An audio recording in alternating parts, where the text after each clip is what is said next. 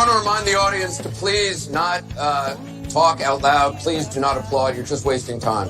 Aye, aye, Admiral Butthead. So don't mess with me. I think you should let me run the country. You run CNN. I pray for the president all the time. Ugh, back to the lock with you, Nessie. I've now been in 57 states. He's what we designate as the crummy moronic type. We didn't crawl out from under no rocks. We didn't have no tails. We didn't come from monkeys. You atheistic pinko meathead. Donald Trump no longer has the capacity to break my heart. I'm not pissed. You've seen me pissed. This is way, way beyond pissed. Now it's a party! Don't try to be funny, will you, meathead?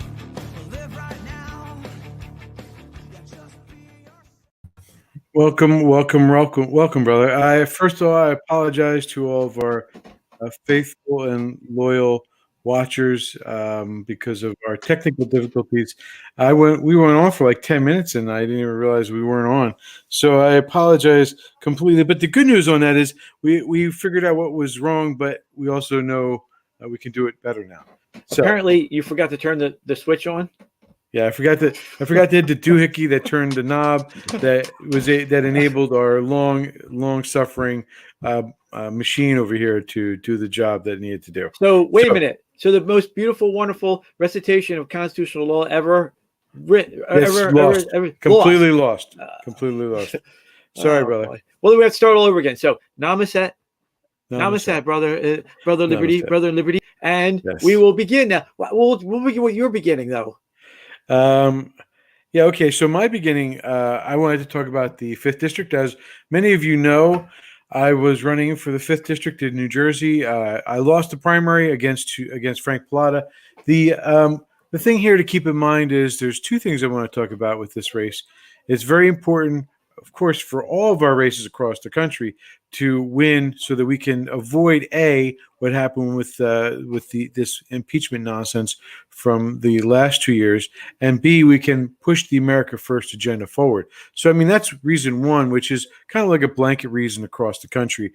But the other reason why, and again, the technical advancement that we have, Frank Pallotta, and I apologize for not having it set up, but we just the way things work sometimes just don't go your way. Can you just put that up, James, and I'll talk to Frank to do an interview? Hey, Frank, how you doing? So maybe we can get Frank to come out. You can find him at his website is pallottaforcongress.com, and you can find him at Frank Pallotta, New Jersey. His phone number is 201-783-8801. Just a couple of words about this. This campaign. Did you just give out his cell phone? No, that's the number on his campaign. Oh, okay. So the idea here is that what I want to keep in mind is, the guy he's running against. First, let me talk about Josh Gottheimer. 2016, Josh beat Scott Garrett, who's a Congressman Scott Garrett in the for Solid 5th District. Solid Republican. He had a lot of. Yeah, very good conservative ideas, and he fought the conservative fight. And he was a great guy to have in Congress to represent us. But he lost in 2016, and he was replaced by a guy who ran as a moderate. Now, to say, I would not even try to give an analogy. Josh Gottheimer is simply not a moderate. In any part of the planet, he is. You can see that he is not a moderate. He voted for 87% of the time. He voted in line with AOC. So in other words, whatever AOC voted for, you could see Josh faithfully following her around and saying, yes, ma'am. And when it comes to Nancy Pelosi, 96% of the time, he was faithfully following her around, Nancy Pelosi, and saying, yes, ma'am, I'll vote the way you want me to. So this is a guy who is not a moderate. We know that Nancy Pelosi is the far, she sits on the left, and we know that AOC sits way out there on the fringe left and is supporting the Green New Deal, wanting to destroy our energy economy, wanting to destroy our economy in general so that they can remake it into their socialist model and destroy our country even further. We know that that's the agenda of the AOC, Nancy Pelosi wing of the party, and we know that what Frank is running against is that in Josh Gottheimer. But it's even worse because Josh Gottheimer has $11 million. He spent up and has in his bank about $8 million in his bank, and he spent total $11 million in his, or $2-3 more million in his campaigns. And so this guy has so much money that he's got stashed into his campaign bank, because it's not his personal bank, it's a campaign bank. Where does he get all this money? Listen, it's a $170,000 a year job, right? $170,000 a year job, maybe, and I've done the math because I ran, it's about $2 million race. A $2 million race is what it takes in order to run in this 5th district. Before Josh came along. Before Josh, it was the $2 million, which is pretty average. It's probably a little bit more expensive because of the area and the high cost of advertising. But $2 million, this guy's got 8. Where does he get $8 million in a district that can't support 2? I got to tell you, John, one of the things that disturbs me and has disturbed me about a lot of the politicians out there, Josh is one of them. Where do you get all this money if you're supposedly you're not doing bad things? Where do you get it? Obviously, he is, and let me put it out there. He's obviously got some kind of dirty dealings, and we know for a fact that he's deeply connected with Bloomberg. We know he's deeply connected with Schumer and a number of other Wall Street clowns. The Clintons. He's very connected to the Clintons. Very good, and he's very connected to them. And he's got a brother-in-law who's wealthy in his own right. So this guy is filthy with money. And the fact is, when you get right down to it, it's going to take more than just money to defeat this guy. It's going to take heart. And I think, Frank can demonstrate that when he gets down there, if he can get Josh into a debate and he can really, show him exactly what it is that he has inside, the metal inside. The idea here is, we need to defeat Josh. Josh has got to go. He is a part of the cancer on our country because what he has done and what he is supporting and what he is driven towards, and let me be clear about this, he's driven towards the socialist wing of the party. I don't care what babble he talks about. He said he would approach the impeachment honorably. He said he would approach it with an open mind. He did nothing like that. He voted along partisan lines because he was afraid of his primary, of getting primaried. And you know what, John? He got primaried anyway. And he won the primary because he had a lot more money. And because his candidate, I don't really know too much about his candidate, but I'll tell you this. Josh is not the guy we need to represent anybody in Congress. He needs to be taken out. He is so deep state. He's the kind of guy we got to ruining our country because of his policies. Well, yeah, there's very little that I can say that I disagree with on Frank. I'll tell you one of the things that I do agree with him on is that he wants to lower taxes. He wants the America agenda first, and he wants to hold China accountable, as well as fight back against this nonsense we see destroying our cities. Again, run by the Democrats, these cities. And so, I think, another big thing he has is term limits and pay cuts. Cutting back on what these Congress people get paid, and demanding that they have term limits. These are the things that I agree with 100%.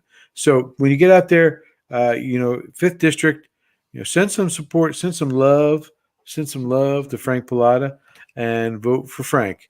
Flip the 5th is what the hashtag is, as is 5 for Frank. So keep that in mind. I think that is my time here, brother. So we're going to cut that piece out, and we're going to try and send it around to other outlets as well. So, former candidate, making sure that I support Frank Pallotta. It's time for us to act like adults. If you lose an election, you don't take your ball and go home. You act like an adult. You stand in the corner of your team to win the fight. And this is what we're doing today, brother. And we've been doing this for a while. This isn't anything new. John, how long have we been doing these kinds of things? We've been doing it for like 20 years now, right? 20 years. But do you notice my sign? There's a sign behind you. I see the vote Baldini for Congress, which I got to pull it down now. That's out of date. That's out of date. No, it's okay. You can leave it up there. It's nice, nice big orange Baldini. It says Baldini in orange. Yeah, it's good memorabilia.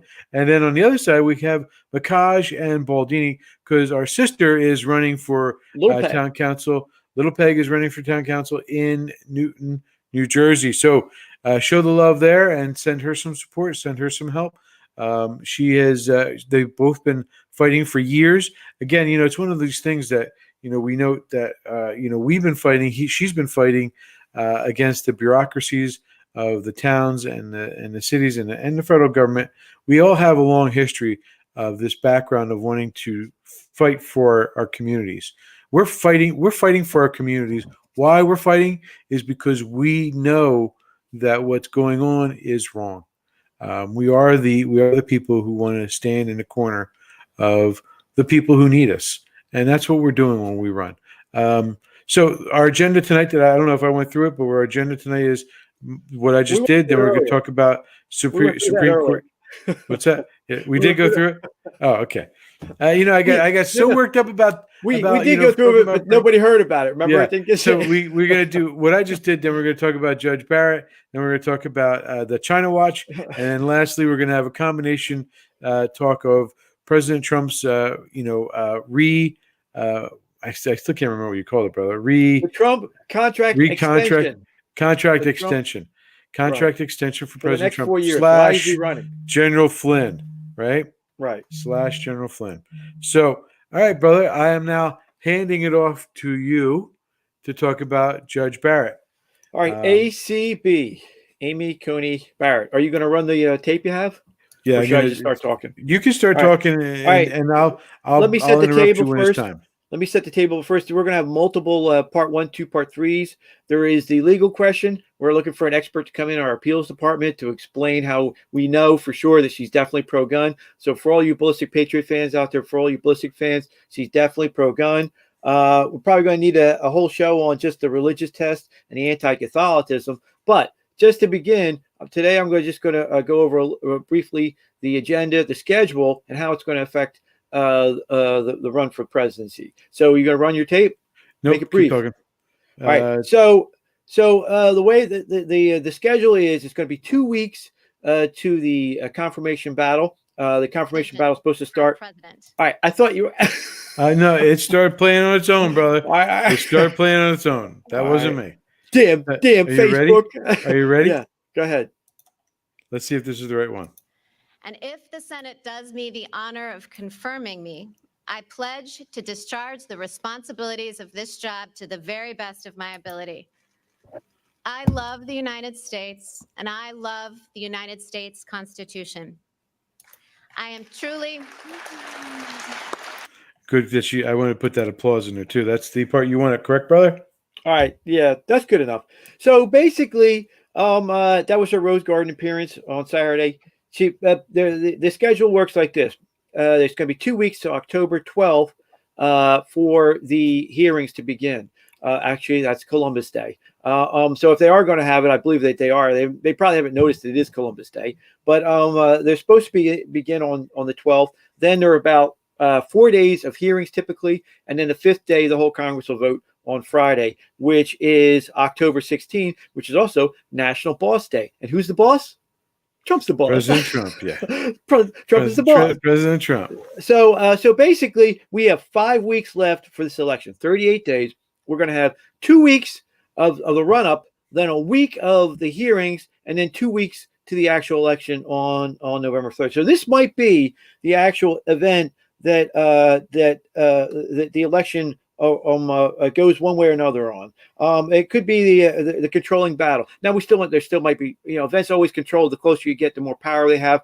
But the next 3 weeks are probably going to see a huge battle that's going to make an impact on the actual eventual vote. With that kind of schedule, the battle lines are already shaping up. Now, ACB. She's the oldest of 7 children. She went to Notre Dame. She is Catholic. She won my heart, and I just spent the last few hours listening to her various talks and interviews. And she has 7 children of herself. 5 biological, 2 she's adopted from Haiti. One of the battles you're going to see is how they're claiming that she illegally adopted a child, which is ridiculous. But in it, she apparently she was about 5 kids in.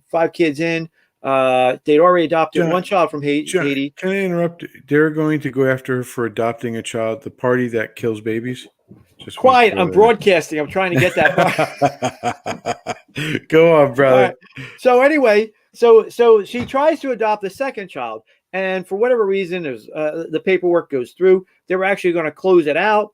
She was actually going to close it out, and But something held her stay. And then they had the huge earthquake in Haiti that, of course, Bush and Clinton went down to rob them, the poor Haitian people, blind on. But they had a huge earthquake, and they got a phone call. Hey, all the adoptions that were on hold because of the starvation and people dying in the streets of Haiti. All those adoptions are a good chance. They're being pushed forward now, and so she was actually pregnant for a child at that time, and it was she thought it was going to be impossible for her to do, and so she actually went for a walk, and she came up with a great line. She sat down and she thought, communing with saying prayers to God, and she said, life is really hard, but at least it's short. And what greater thing can you do than raise children? So she made that decision to go forward and adopt the baby, save the baby. And I think she had maybe 1 or 2 more babies all total. So she had 7 children. She has 7 children, 5 biological, 2 adopted. And she's been a professor for most of her time. For like 15 years, she's been a professor in law school and at Notre Dame. So now, originally, of course, because she's Catholic and the Catholic Church has been completely compromised from the top to the bottom, and we have problems with Catholicism because they've lost their way. Right off the bat, we we're here at the Patriot, we're kind of like skeptical that she would be a good pick. And right. But through the case law that she had, the known opinion she does seem to be solid, and she is in the Scalia mold, where she's going to look for a restricting. She would say, and Scalia is a big government guy. We're not a big fan of Scalia, but she would say that the object is the founding fathers have put certain rights beyond the touch of the mere emotions of the moment, and the mere legislation of the moment, and that these rights were the rights that she considered given to human beings by God, and that so that she will hopefully be.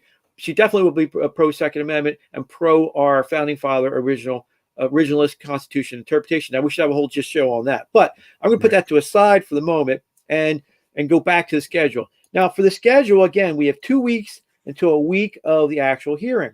Now the way she's probably going to play it is the way that they're going to spend 2 more weeks now ginning up the polls. You're already going to start seeing it. This is for RBG. This is for all the marbles for them. This is for the 5th vote to overturn Roe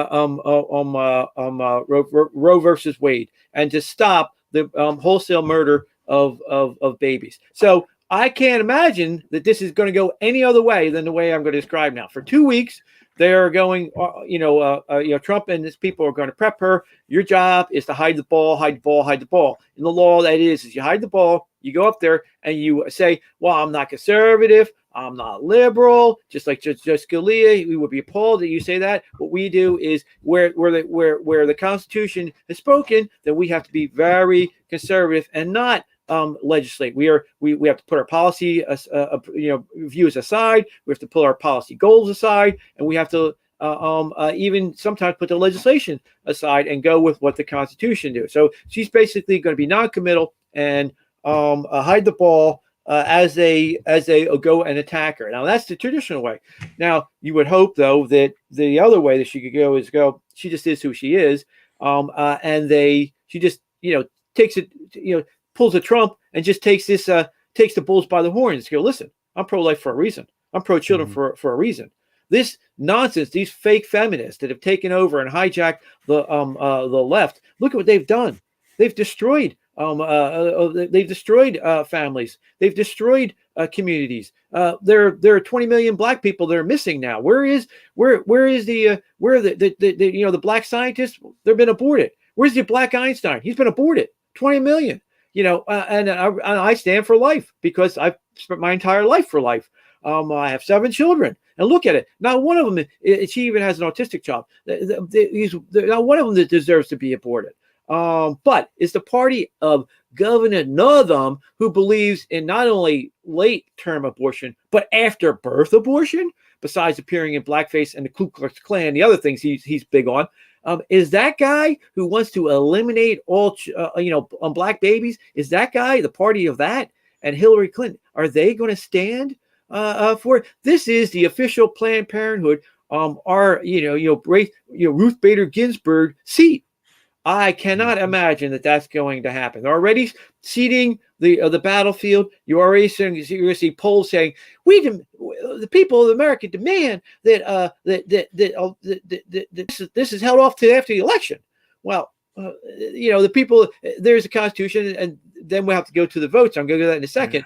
But you're going to see that, and we're going to see this one too. This is an assault on womanhood. This is assault on they're trying to crush women. Trump is crushing the women because he's keeping them home because he screwed up the pandemic so hard, and they're all home now, and yet they're going to keep their jobs and raise their kids too. He's trying to handmaiden the country. Now that's going to be you're going to see, and then of course the third thing you're going to see is they've already unleashed violence into the American electoral system. That you're going to see the unleashing of Antifa. So you're going to see riots in Washington. I can't imagine it's going to go any other way. She's probably going to hide the ball, but at some point they are going to Kavanaugh, quote, which I have to use now because nobody remembers borking her. Nobody understands what borking is. They're going to Kavanaugh her over that week. And then it depends on what's the response going to be? What's Trump's response going to be? What's our response going to be? What's her response going to be? As they try and Kavanaugh her over the course of the month. The battlefield, through, John. That's what you got to do. You got to drive through.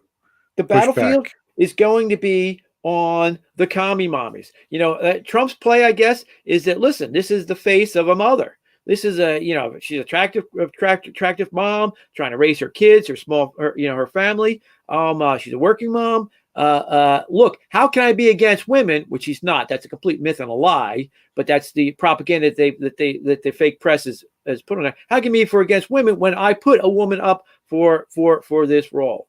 And yet the left is going to be with the fake feminism trying to crush her.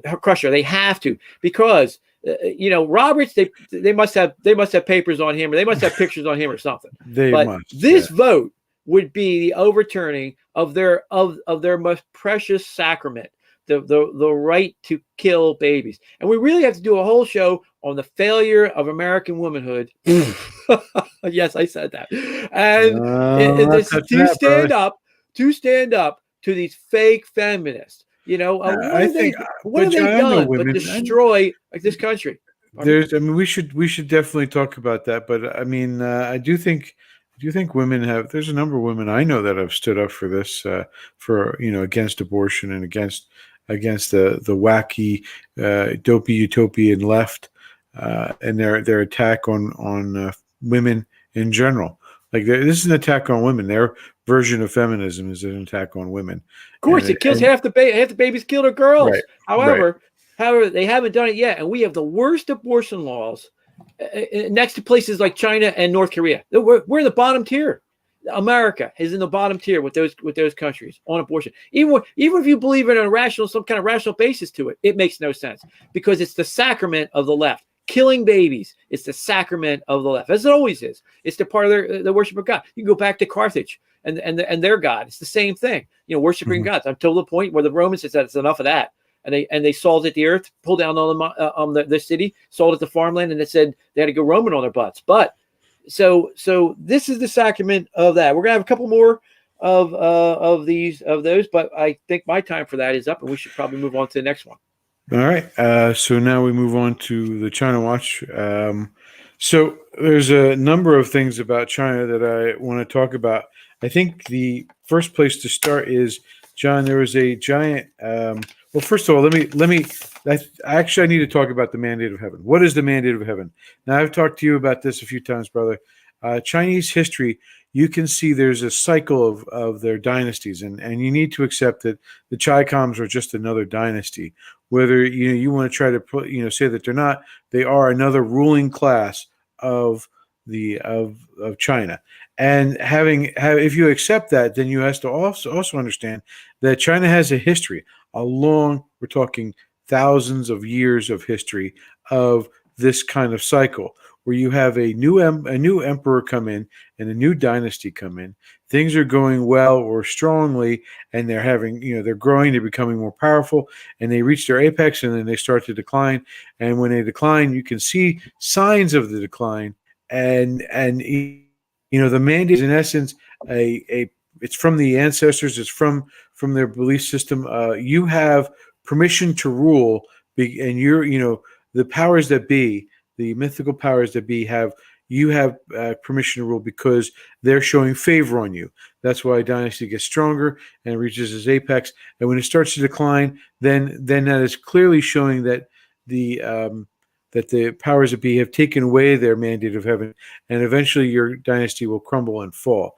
And the way that the dynasty, way this is shown that you lose the mandate of heaven is a lot of natural disasters, for one, because there's something that they can control. Like you have a lot of fires, destroyed forest, floods that are, destroying crops, famine, drought, typhoons, massive earthquakes, massive destruction of life, and really just complete disruption of life, whether it's also wars and conflict and other. It's just there's a time when, in essence, people get fed up. So I want you to keep that in mind during this, what I'm about to tell you. I'm going to start off with there's a major fire in how do you say this? How do you say that company's name? Huawei, John? Yeah, Huawei. Yeah, no. I'm just making. So there's a major Wawa? fire. No, You mean Wawa? I was trying to get you to say it, brother. No. The major telecom communications company that President Trump has really just recently tried to shut down, and is actually they're having a big struggle with getting chips and doing the research. And this is a whole big fight over 5G in the U.S. And they've been kicked out of the country. And so now they just had a major fire in one of their significant buildings. And it's the important part here is that it makes the Chi-Coms look terrible. But this building is responsible for making almost 120 million phones a year. They do a lot of deep research into 4G and 5G technology. And so it's suspected that a lot of that research may have been destroyed. And that the Chi-Coms, once again, show their true colors. And we saw this during the starting collapse of, and really during all of the Soviet era when they were starting to collapse.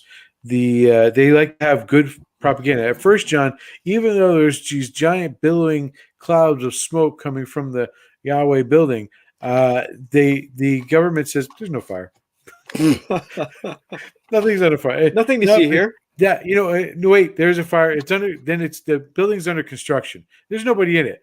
But then you see all the crowds of all the technicians and everybody outside the building in their lab coats and in their special gear and everything like that. There's no fire. There's nobody who works there. I mean, this is a building that they've known for years that has been occupied. And of course, finally, the government admits that there was a massive evacuation, but no one was hurt. But who can believe that, right? So I mean, this is typical Chi-Com behavior. But so now we move on to the natural disasters. So not only do they have stuff like that, and we've covered where they've lost Yahweh's lost a lot of significant access to chip making, and consequently, it's really hurting the technology industry of China to the extent where if they're gonna have to start from scratch at some point to rebuild their chip industry, to make a chip industry, because they can't buy any more from the U.S. So here's some of the natural disasters that China's had in the last couple weeks. They've had a dam in northern China burst. They've had massive rains, flooding, and mudslides, locusts, and typhoons. And what has consequently happened is they've lost a large amount of crop failure. But the good news for China, and this is again going with the building that was empty, or it was under construction and then it was empty. This goes with that. It was reported that there is a substantial amount of rice paddies that have been wiped out. But according to the ag minister of the Chi-Coms, this year's crops will be unusually productive. His words: the autumn grain harvest is a foregone conclusion of increase. This is so what we would see from the Soviet side. There is a complete pattern here of the Chi-Coms. So let's talk. You had mentioned one of the things about the Supreme Court nominee about her having being Catholic and things along those lines. I want to talk about the Chi-Coms latest textbook that they've put out that has been approved by the Catholic Church, John. According to this, Jesus was a sinner and a murderer. This boils my skin. In the shadow, I'm almost quoting exactly what they said. There's an agreement between the Pope and the Chinese government, which I'll get to. Whoa! Fake Pope. Benedict Yep. still lives. You can only get one Pope at a time. So Benedict still between lives. Francis and the Chi-Coms, I'll get to that agreement in a minute because it's very Henry VIII-esque. All right. So the Chi-Coms have this idea that that Jesus was, and it references, and it's funny that we're talking about feminism, not funny, but funny, not funny, haha, but funny, weird that we're talking about feminists, because the first feminist, Jesus, it referenced that story in the Bible where Jesus is, they try to trap Jesus. The priests try to trap Jesus into, wanting to stone to death the adulteress. And he says that famous line, "Which one of you is without sin?" Like that's his famous line, right? From that Let he cast the first stone. Throw the first. Yeah. So the idea here is after he said that, that story, part of the story is still in the Bible, in their version, the Chi-Coms version of the Bible. Well, I don't know about your version either, brother. You might want to go back and reread that. Sound like Barack Obama, and and the thing is the version where he says that he was without sin cast the first stone. That after he says that, supposedly according to the Chi-Coms Bible, the crowd recedes, and after the crowd gets away, what happens is then he grabs a stone and starts stoning the woman himself. Jesus starts to stone the woman himself, and he says Jesus takes a stone and kills the woman, saying that I too am a sinner. But if the law could only be executed by men without blemish, the law would be dead. This deal allows. This is what we're looking at.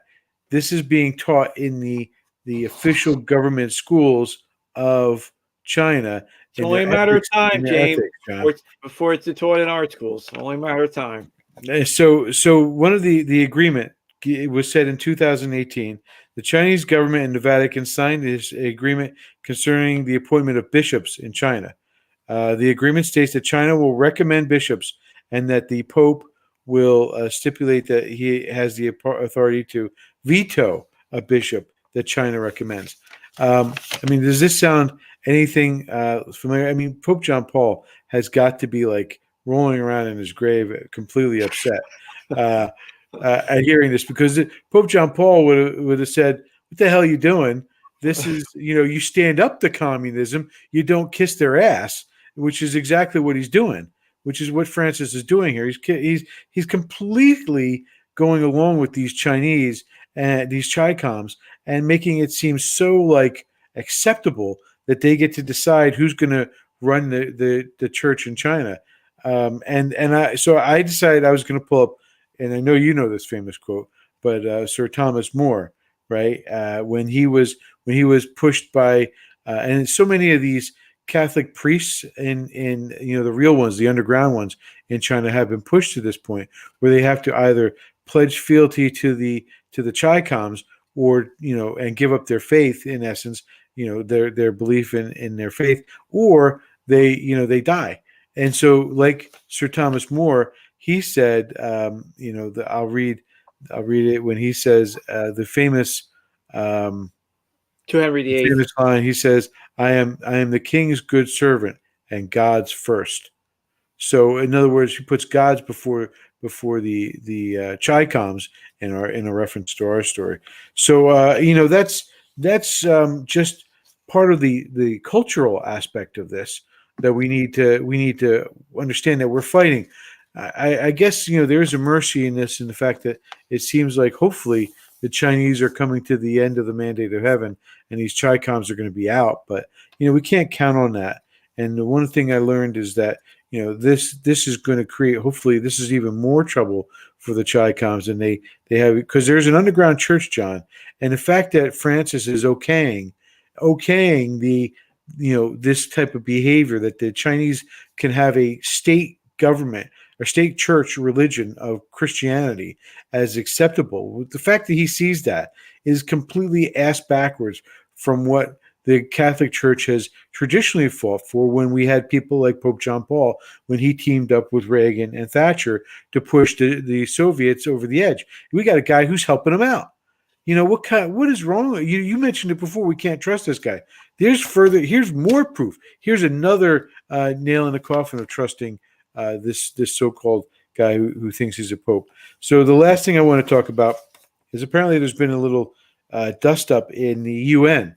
I don't know if you're familiar with this, John, but the U.S. ambassador to the UN has, in essence, called out the entire Security Council, because somebody needs to do it, after Trump went up there and said to the General Assembly, China's evil, in essence, is what he said.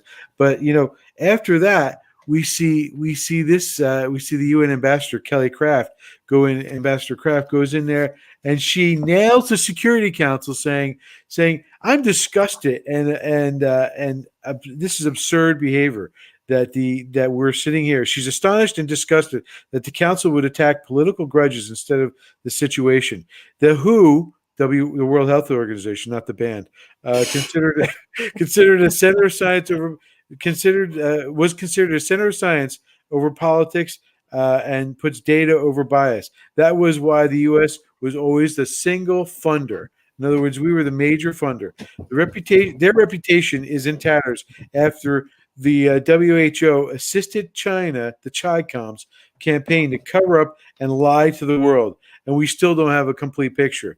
So the ballsy Chinese ambassador says, "Get this, John. I mean, this is so typical of these Chi-Coms. I mean, this is like a Saturday Night Live skit that this guy. But you never see this on Saturday Night Live, because this would be, to them, this is the truth. Hey, they're paying off the Chinese now, James. Big corporate. Yeah, that's right. They would be told not to play it.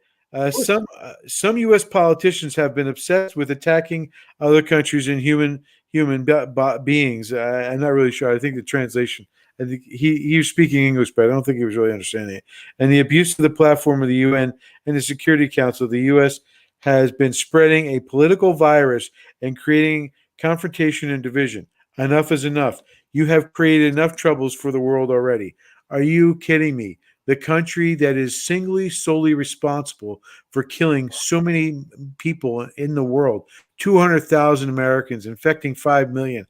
The country that's I mean, every time I hear one of these Democrats talk about blaming President Trump, and they don't put their finger on the group that really deserves it, the Chi-Coms, I say, you know what?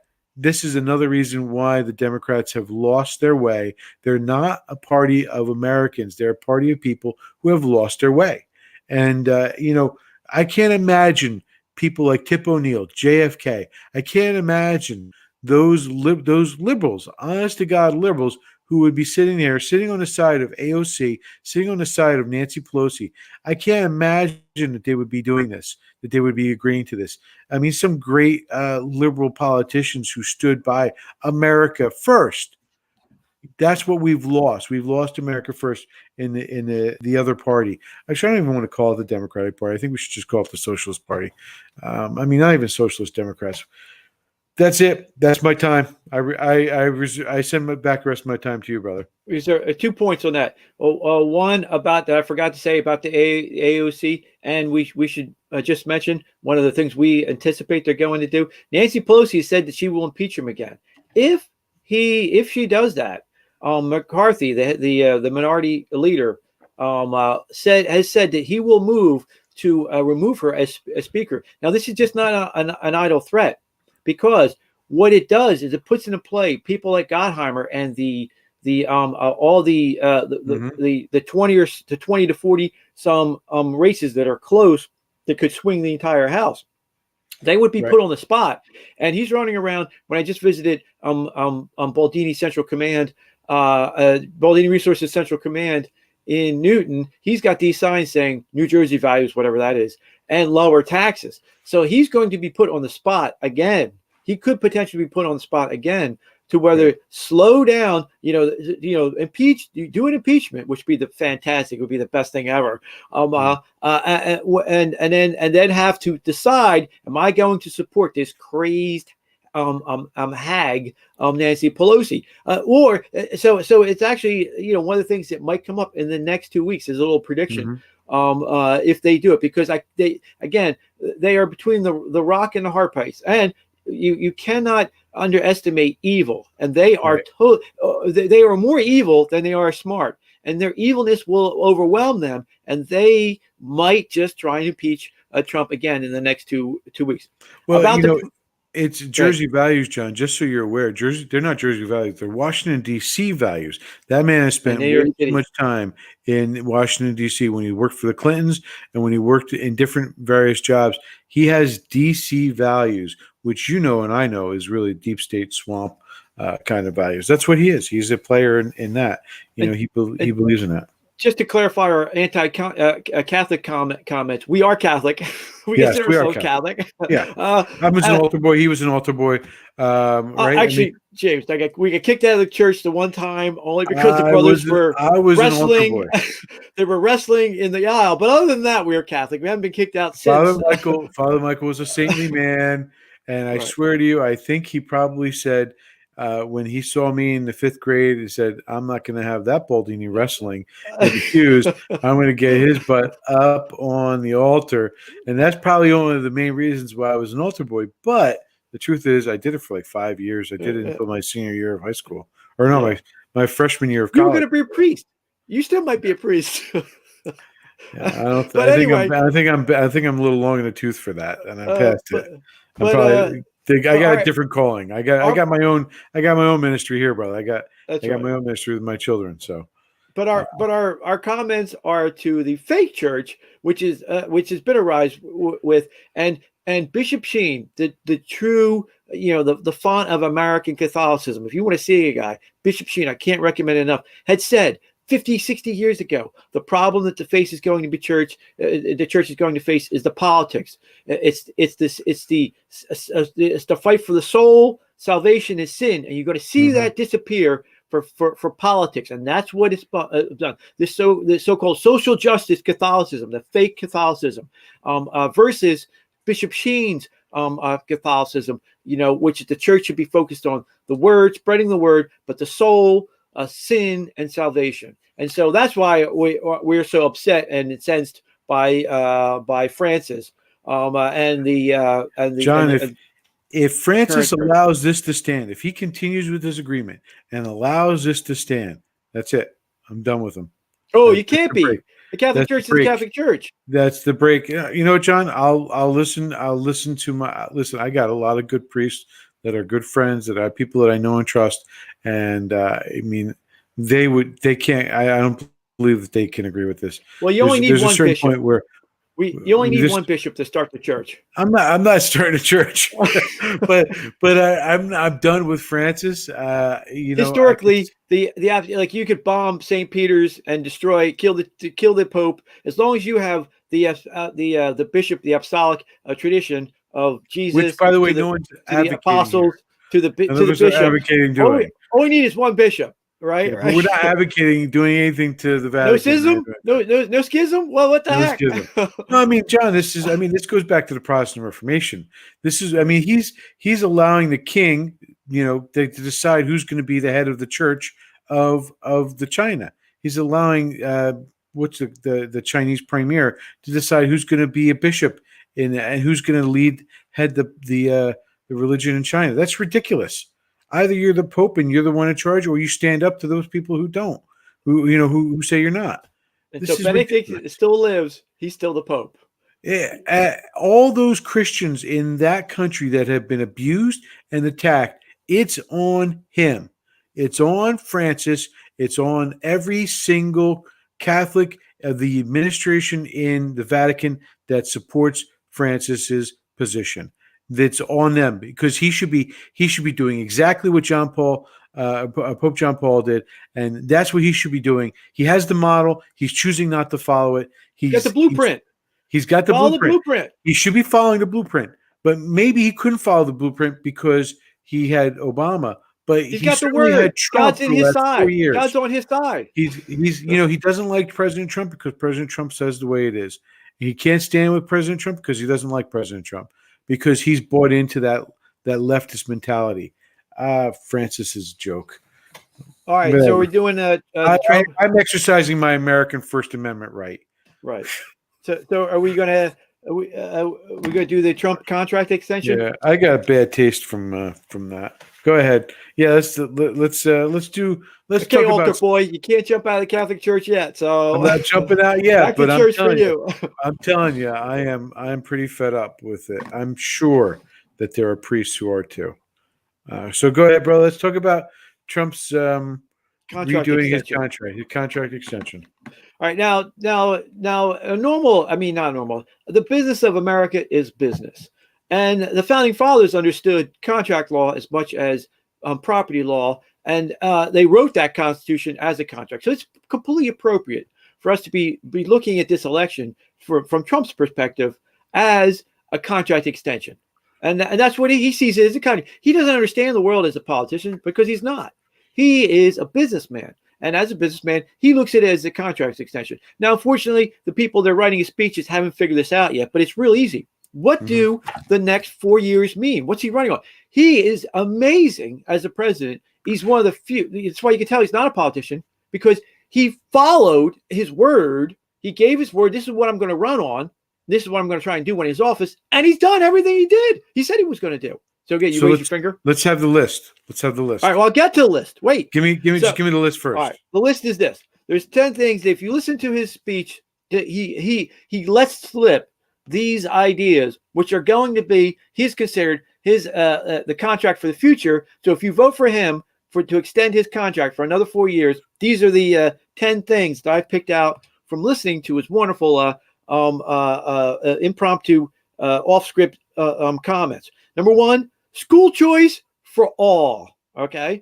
Deregulating the airwaves, meaning what we're doing right now, and wondering why CBS, NBC gets to use the airwaves to push Democrat crap propaganda. So deregulating the airwaves.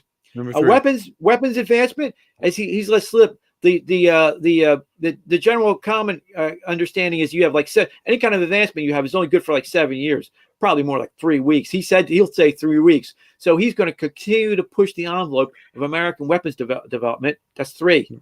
Number 4 is medical transparency. Just like you go into McDonald's and you can see how many calories are on there and the price of things. You're going to see some kind of move to make medical transparency of the price of actual cost of things, to bring down the cost of cost. Number 5 is moonshot for women. He promised to have a woman on the moon. And of course, that means man shot for Mars, men on Mars, because Number 6, Mars is for men and women and moon. Hey, I can't take the pressure. All right.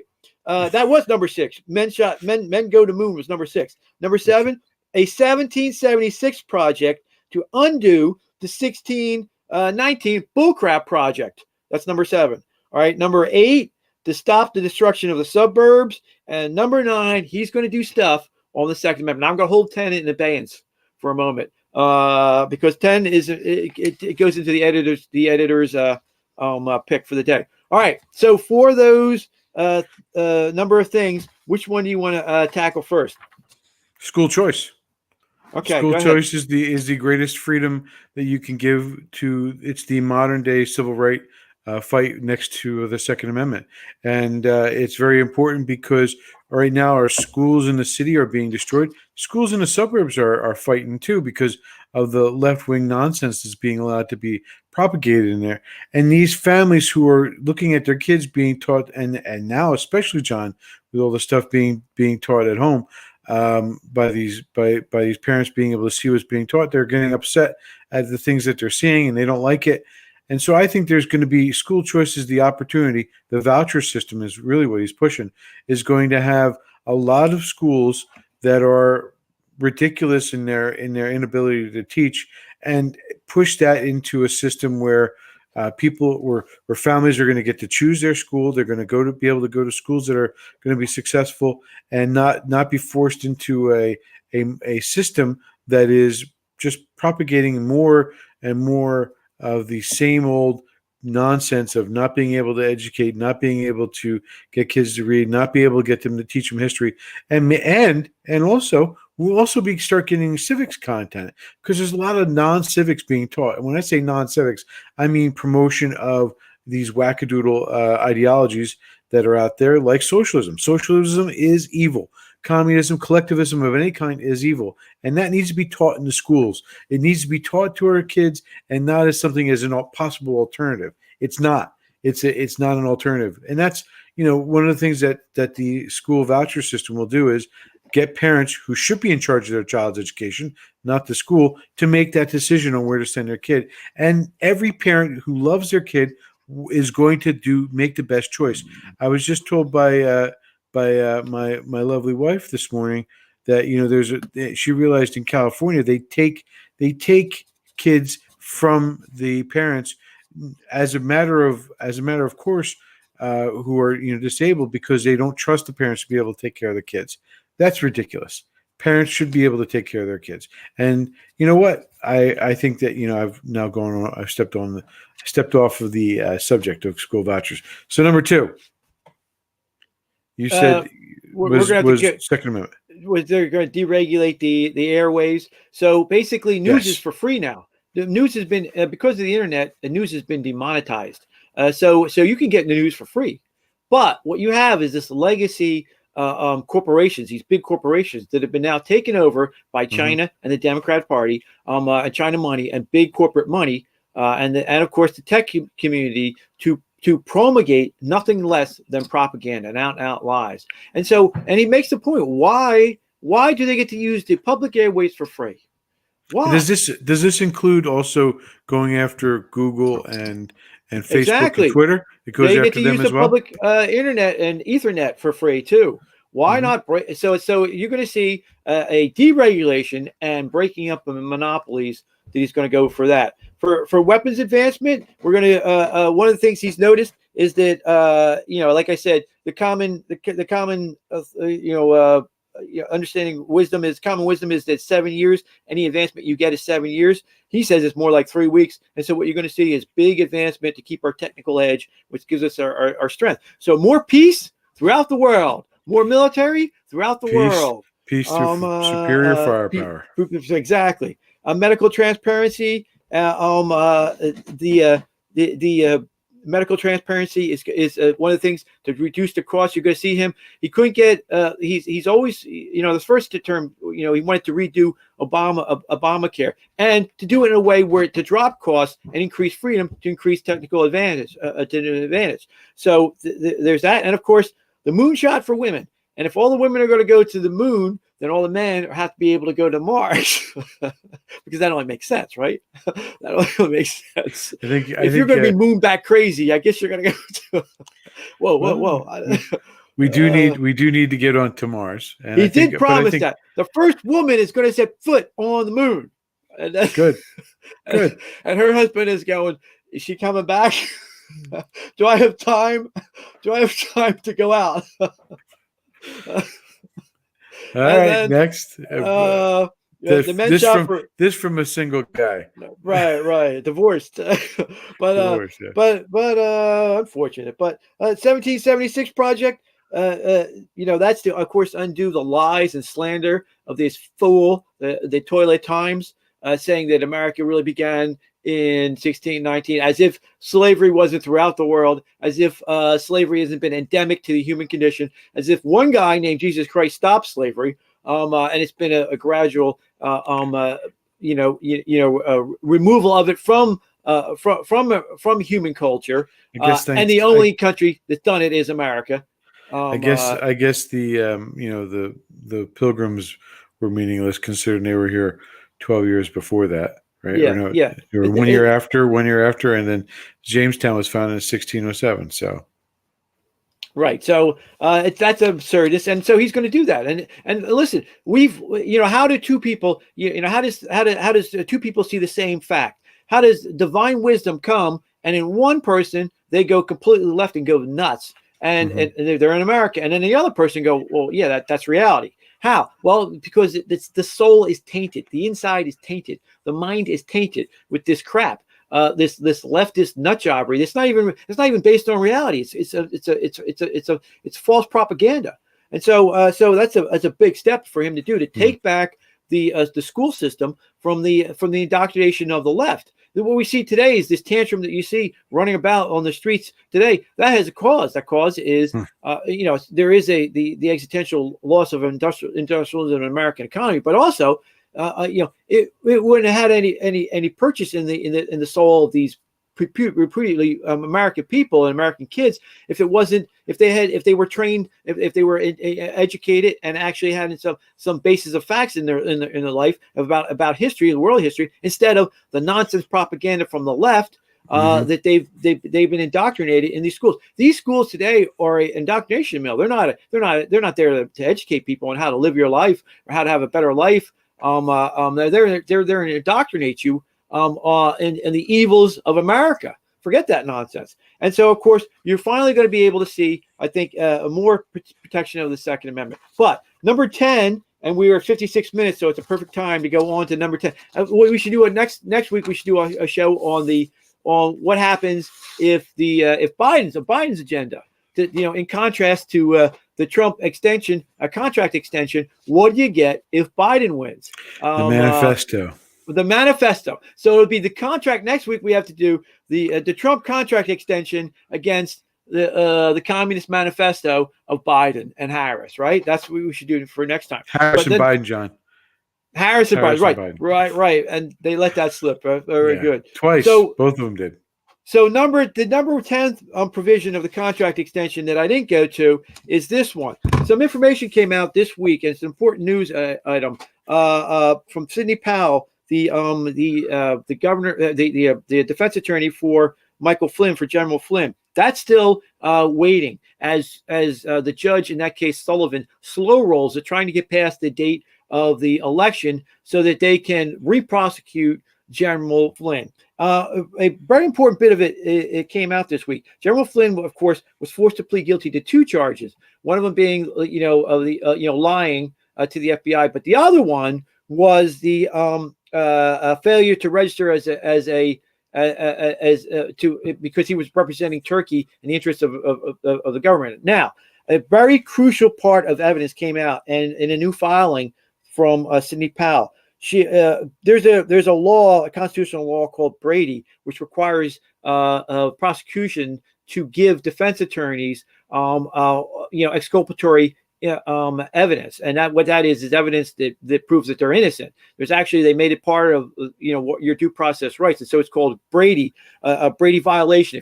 If a DA doesn't do that, it's a Brady violation. You're always, as a defense attorney, you're trying to get Brady, your Brady discovery. So a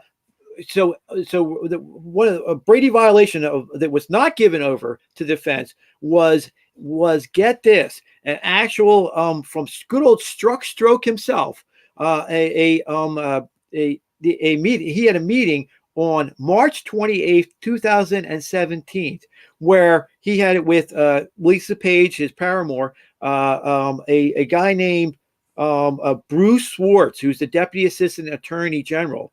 And in that meeting at the DOJ, they had a big meeting at the DOJ where Strzok had to note that the Flynn Intel Group, which was the corporation that Flynn had created to represent, like a lobby group, satisfies the registration obligation, and no evidence of any willful problem on it. So now, what does that mean? That means he did register like he was supposed to. He did notify like that, and they knew that all the way back on March 28, 2017. This, of course, even though they had no evidence to go further and they should have stopped the prosecution, what they did instead is that they then used it as a delaying tactic to get his financial information, even though they had no basis for it, and his tax records, even though they had no basis for it. Now, why this is so significant is that it's a complete violation of Brady that meeting was withheld from defense, and he eventually would plead guilty. And I've had a talk with a very district attorney I admire a lot in a lot of ways, who would throw that back at me. Well, what about the line? What there's a line that we know how that which fiction it was, but what about not registering? So apparently he satisfied that one too. And why is it important to Flynn? Flynn is important for a reason, because remember who Flynn is. Flynn is us. The reason why they hate General Flynn is because he's one of 9 children. He didn't go to any fancy college. He went to a state college like Rochester, I think it was. He not only did he go to a state college, he ROTC'd into the military, and he got where he did simply because he was in the right spot at the wrong time. He was a general of intelligence when they were going after Zawahiri, that maniac Al-Qaeda nut in running around in Iraq, chopping people's heads off. So there was a time when Al-Qaeda in Iraq eclipsed and was more dangerous and killing more Americans in Iraq than Al-Qaeda Osama bin Laden.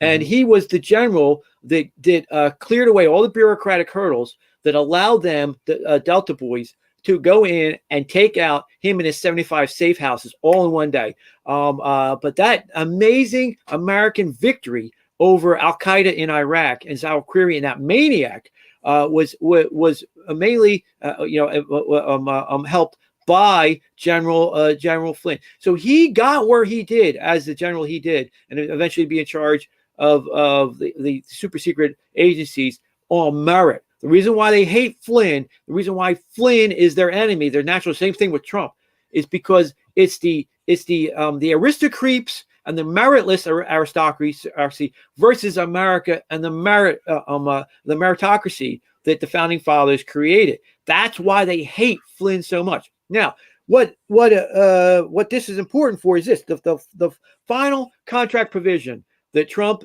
needs to, why Trump has to be reelected again, is this. From the very beginning of this fake prosecution of Trump to the very end, from stroke through the January 5th, 2017 meeting where Obama, Biden, Sally Yates, and Flynn were sitting there and extending this prosecution of Trump, of Trump's people, of General Flynn, preventing General Flynn to be the head of the national security of the incoming administration, through the Mueller, the entire fake Mueller prosecution, to good old Judge Sullivan, who's trying to slow roll past the investigation. I want to see the emails I want to see all his emails and all his personal information. Every single one of those things has committed an evil that's even as worse than the unleashing of violence into the American American political system that the Democrats have done with Antifa and Black Lives Matter. It's worse than that, because the thing that makes America is the peaceful transformation of one government to another government. Once Trump won in November, he was the president. Obama's not the president anymore. He's just a part of, like we would say, a caretaker government. And yet he and his minions committed nothing less than an act of treason by by attempting to subvert the incoming president, the incoming administration. Trump is the president now. Obama has to leave. Obama refused to leave. And what he did was what they're accusing Trump of now, refusing to leave and subverting the incoming government. Now, the actual definition of treason is to try and kill the sovereign or to overthrow the government. The incoming government, the incoming Trump administration, was the government. It was voted on by the American people. We have a tradition of a peaceful exchange of government, and Obama, because he's a freaking moron, undermined that process. So the final provision of the contract of the Trump contract extension should be this: the swamp goes to jail. The swamp needs to go to jail. Everybody involved with undermining the peaceful transfer of the United States government needs to go to jail. From Strzok to Sullivan, Every single one of those creeps, the arista creeps, need to do jail time because what they've done has done more, undermine the American constitutional system than anybody else has ever done, short of the Civil War. This is the second worst thing ever done, and that's why the contract provision number 10 needs to be swamp goes to jail, not Hillary, not just Hillary. But this is the swamp. Everybody, including Biden, who okayed, greenlighted, had their little fingers in that evil of undermining an incoming president who was voted on by the American people, and the American system needs to go to jail. Or the violence that we see that's been introduced, you're going to have even worse problems. And so we're at the, as the great Star Parker says, we're at the cusp of history. It's just like 1850 all over again. Are we going to be biblical and free, or are we going to be statist and atheist? So that's what's up. We're Star at Parker was right. We're at an hour and 6 minutes, brother. I do want to point out that we did get a comment here from I don't know if you can see it on the screen. So that is all for tonight, ladies and gentlemen. Vote Little Peg, vote Peg Baldini and Ludmilla Masiak. I know it's Dr. Ludmilla. I can't. MECAJ. Just vote Baldini, bullet vote. No, vote for Ludmilla too. All right, so we out then? You finally done? Are we done? Yeah. See you. Have a good night, and I'll talk to you soon. See you, everybody. God bless. Oh, it's Ludmilla Makaj. That's what it is. Dr. Ludmilla Makaj and Peg Baldini.